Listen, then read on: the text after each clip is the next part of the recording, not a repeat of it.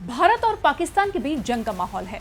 भारत ने पाकिस्तान को पहले आगाह जरूर किया कि संभल जाओ, बख्श देंगे, केवल आतंक के खिलाफ हमारी लड़ाई है। लेकिन पाकिस्तान अपने आतंकी आकाओं की मौत से ऐसे तिलमिला उठा कि भारत के खिलाफ युद्ध के मैदान में आ गया।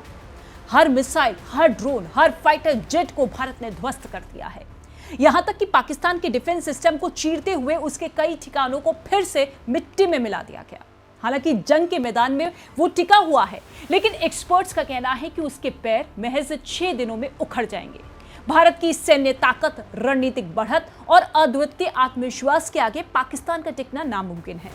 भारत ने ऑपरेशन सिंदूर के तहत पहली ही रात पाकिस्तान और पीओके में मौजूद आतंकी ठिकानों को तबाह कर एक साफ संदेश दिया कि अब बर्दाश्त नहीं, केवल जवाब मिलेगा, वो भी मुंह तोड़ जवाब। पाकिस्तान ने जब अंतर्राष्ट्रीय सीमा यानी कि आईबी का उल्लंघन कर भारत के रिहायशी इलाकों को निशाना बनाया, तो भारत ने भी उसी भाषा में जवाब दिया।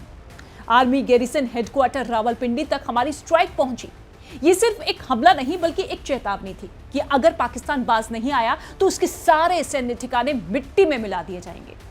भारत को 3 मोर्चों पर पाकिस्तान पर निर्णायक बढ़त हासिल है। पहला, तकनीकी दबदबा और आत्मनिर्भर हथियार प्रणाली। देखिए, भारत के पास अत्याधुनिक और स्वदेशी तकनीक से लैस हथियार है। आज 50% से ज्यादा सैन्य उपकरण और हथियार स्वदेशी तकनीक पर आधारित है, जो न केवल भरोसेमंद है बल्कि लगातार अपग्रेड हो रहे हैं। और इसके उलट पाकिस्तान की सेना चीन और तुर्की पर निर्भर है। इसकी सप्लाई चेन कमजोर है, ट्रेनिंग अपर्याप्त है और कई हथियार तो केवल शो पीस बनकर रह गए हैं।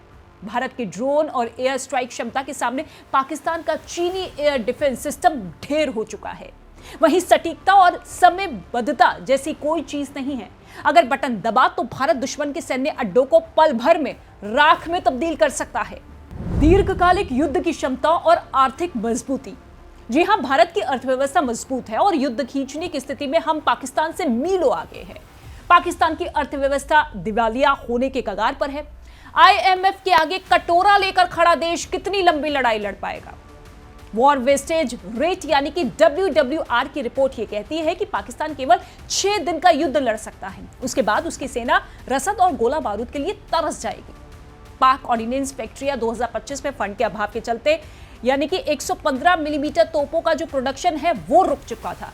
जंग लड़ने की बात तो छोड़िए, रख रखाव तक संभव नहीं है। तीसरा बड़ा फैक्टर यह है कि सेना का मनोबल और एकजुट नेतृत्व। भारतीय सेना का नेतृत्व सशक्त है और सैनिकों का मनोबल बुलंद है। भारतीय सेना जातीय और धार्मिक आधार से ऊपर उठकर एकजुट है, जबकि पाकिस्तान की सेना खुद अंदर ही बटी हुई है। पंजाबी प्रधान पाकिस्तान सेना में पठान, बलोच, सिंधी सैनिक दोयम दर्जे का व्यवहार झेलते हैं और आर्मी चीफ मुनीर खुद एक इस्लामी कट्टरपंथी है।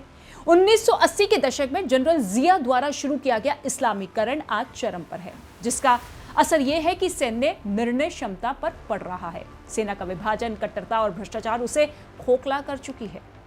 अब आप खुद देखिए, भारत और पाकिस्तान के बीच अभी तक 4 युद्ध हो चुके हैं। हर बार पाकिस्तान को मुंह की खानी पड़ी।